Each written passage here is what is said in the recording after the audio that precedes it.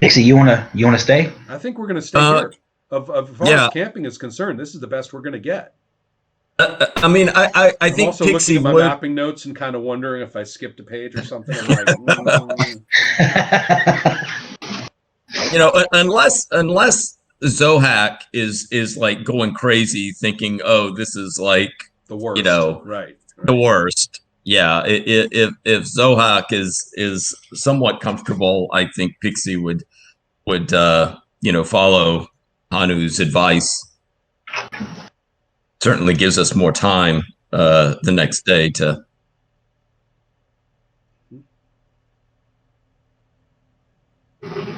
Well, then I think that that sounds great to me. Let's go ahead and let's do a wilderness survival roll, just to kind of make sure that everything's done properly and all the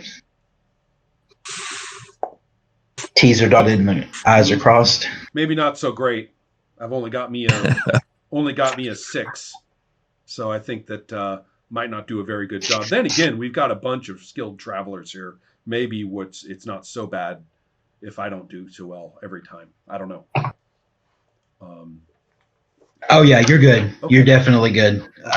As far as everybody working together, there's a couple of things that you forgot as far as setting up the fire Hmm. and everything, and Doxson put in his fair share of work too. Okay. So Well, I appreciate that that. kind of When nobody, we got to work together out here, and if everybody's pulling their weight, then I'll go ahead and give Throxon the high sign of good job. I noticed that. Um, so my doubts about picking up a rando NPC are slightly alleviated. Um, you know what? This is probably a good time for one of those round the fire adversity moments. The we don't. I doubt we're keeping like a fire, but we certainly can have time for some communal dialogue. The some communal dialogue of uh, shared experiences, perhaps. I mean, the one thing I'll point out is that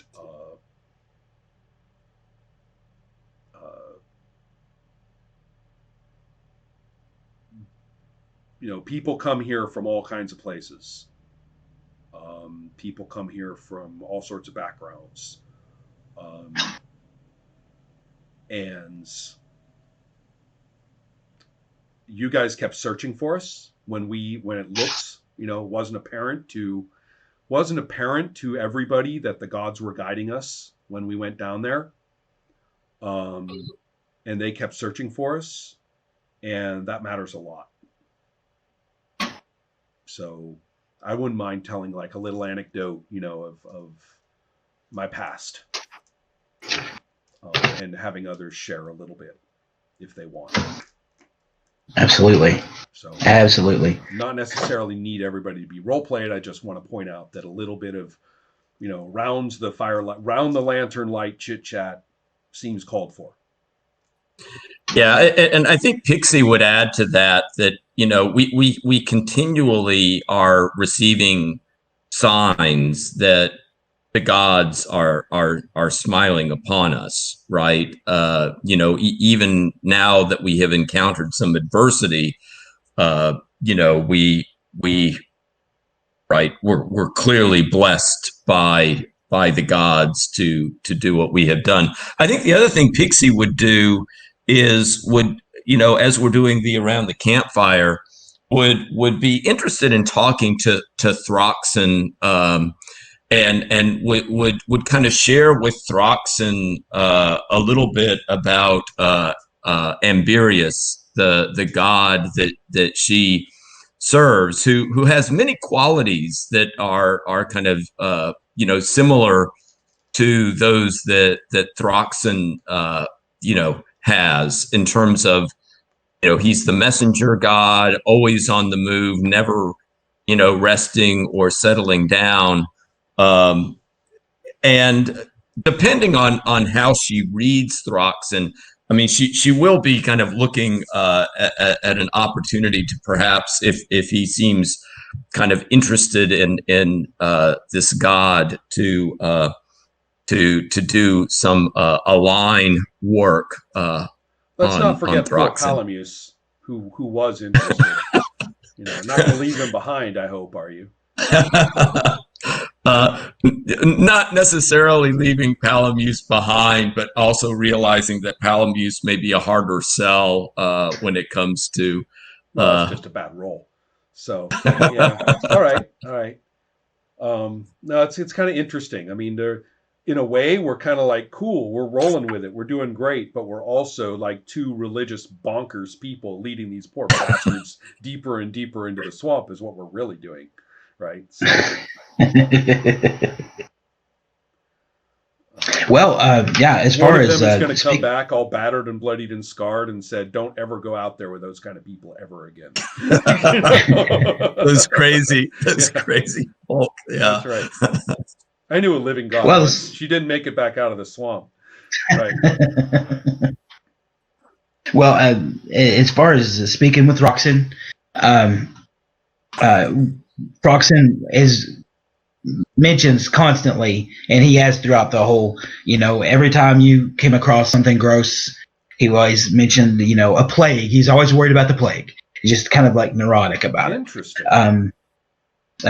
Now, as far as when Hanu mentions some of his actions in the past, Throxon, just at that point when he can kind of start saying a little story about something that happened to him one time many years ago. He was injured by a Vulpine pack, severely injured, and he wandered in the borderlands and until he came upon the windmill that Mordak is in, and that's how he met Mordak. Mordak cured him. He healed his wounds, and he mentions that the Vulpine were actually they were like a pack, but they had a leader who was a elf of sorts. Thimic was his name. Mm-hmm. Thimic was out to kill Throxon. He said when he was a child, he was left out. He was a bastard child. So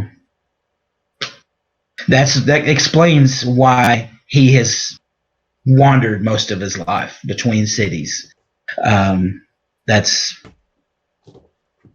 pretty much his story that he's wanting to talk about. But he does mention Thimic and the Vulpine packs that were after him. So, and was this in the fen that this happened, or around the fen that the attack happened? In the borderland, maybe. In the borderlands, in between. What is the city named? I can't remember. Cimmerl? It's not North March. It's not Cimmerl. It's the one that's further to the west. Okay. Right. Mm-hmm. In the parts such as that, anything can happen to anybody.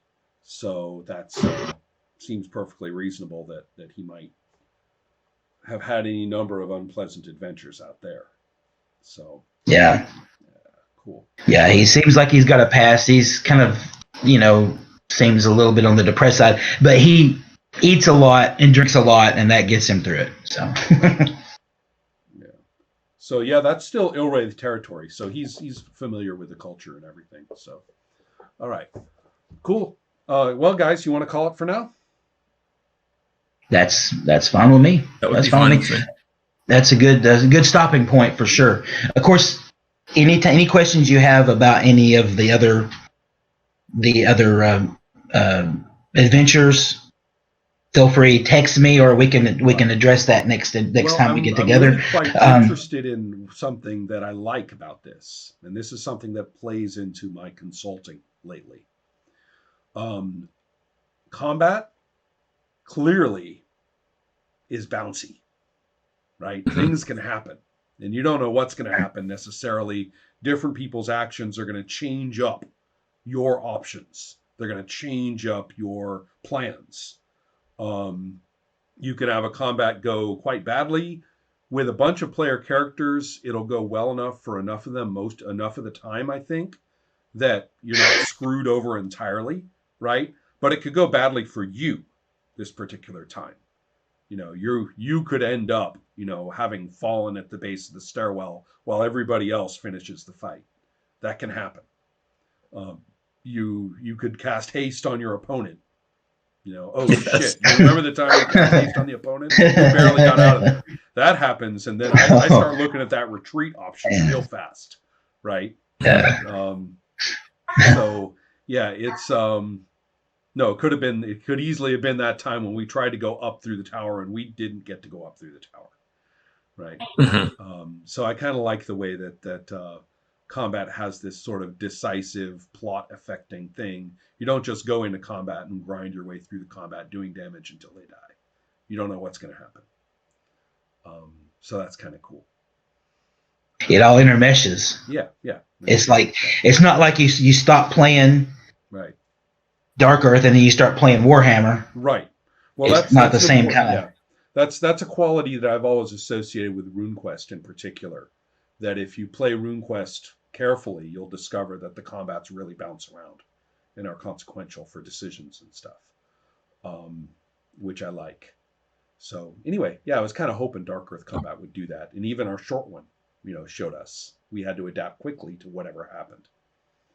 Yeah. Well, yeah, and I like the there is something very dramatic about it, as there should be, right? I mean, I think that we're all aware that combat, does have this swinginess and can be deadly, right? And so it's not something that we enter lightly. No, if it weren't for the damage rolls in particular, that could have been a little bit more difficult for sure. Wow. Yeah. I'm gonna. I've got these. Been very helpful. I just have like pieces of cardboard and I. Yeah, I like your tables board there. It's kind of cool. So what I'm gonna do next is I'm going to make a combat specific would you object to me pre-making for the next sessions like a list of situations with a +5 -5 kind of just some standards that you have for adding bonuses that sort of your personal. No, I think that makes a lot of sense.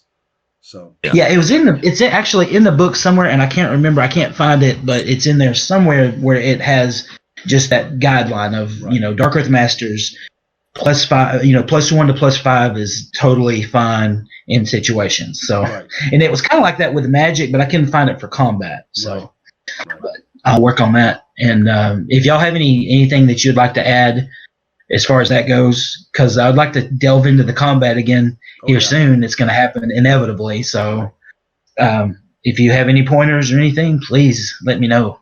Well, check out the rules. We'll talk it over. So all right. Talk to you later, everybody. Have a good night.